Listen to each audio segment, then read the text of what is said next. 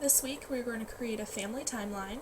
This will be a great opportunity for us to become more familiar with our family's past and to compare our lives to theirs. There will be a worksheet going home that has questions about your family. Your parents will be able to help you answer these questions, so don't worry if you don't know the answers. Also, when returning the worksheet, please include photographs or anything else you would feel would be appropriate for this project. I want you to make this your timeline, it's your project. The worksheet will ask you to list your family members. Start with your family, so your parents, brothers, and sisters, and you can even include your pets if you'd like. After your family, work your way back. Please include the dates of births, marriages, and deaths. If you have a large family, and that's perfectly okay, you can list your family, your grandparents, and then their parents if you'd like. Something that may be a factor for your family is immigration. If that is the case, please include which family member or members and when and where they came from. Another factor we would like to discuss and compare are occupations. What job did your grandfather have? Does that job still exist today? What about your parents' jobs? Did they exist during your grandparents' time? So that's how we're going to use that information. To create this timeline, we are going to use white butcher paper that should be about 5 feet in length. So this is going to be a fairly long timeline. The paper will be provided at school, so you don't have to worry about that. Students will use a straight edge to create the line and to mark off the years. This is where the photos and any other items the student brought in will be used. Also, students are welcome to bring in any arts and crafts materials to add to their project. Like I said before, this is your timeline and I want you to make it your own. I would like the timeline to be marked off starting at 1910 and ending with 2010. This way, if you find something you want to add that you found interesting about your family, you'll have room to do so. Once that is done, students will write in the important dates. This includes dates of birth, marriages, and deaths, and any other dates that the students would like to include.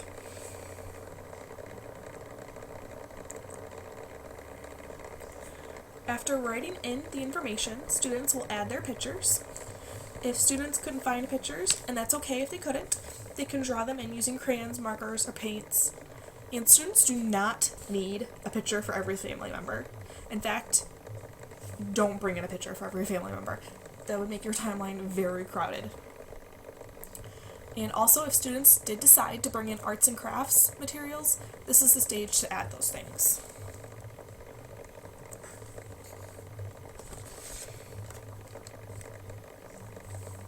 Once the timelines have been completed, the students will present them to the class. I plan on doing this over the course of a week. There will be a sign-up sheet, that way if parents want to come and watch their student, they can do so. I plan on having an average of 5 students a day present, and the presentations will probably last between 5 to 7 minutes. And also, students will pick one family member to discuss. This person should not be a parent or brother or sister, and no pets. I would like the students to consider the differences between themselves and that family member. There are 4 main questions that I would like the students to be ready to answer about their chosen family member. Where did they grow up? Give the country if it is not in the United States, which state if it is, and the time period when they were a child. What their school was like. Consider the size of the school and the type of subjects that they had. Were they the same as yours? How many brothers and sisters did they have? Did they have a large or a small family? Did they have pets? And lastly, what was their job? Does that job still exist today? Here's an example. Students' answers do not need to be elaborate, just informative. So, my Grandpa Joe was a kid in the 1930s and he lived in Nebraska. His school only had 2 classrooms, and instead of calling it math, he called it arithmetics. He had a large family, 3 brothers and 2 sisters, and when he grew up, he became a farmer, like his father. Students can add more information if they like. So this is just kind of an example or an outline of what it should be.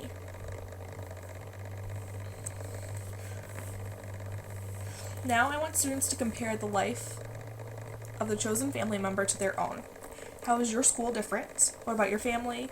What are your parents' jobs? Because you're not old enough to have a job yet.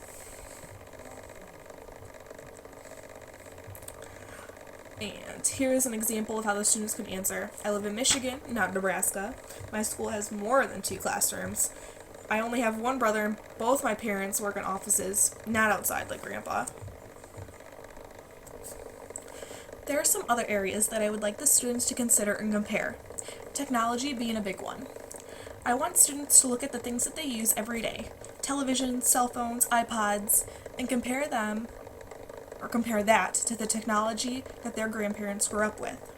Did they have a television or a phone? I also want to look at what their chosen family member did in their spare time as a child and compare it to what you do in your spare time.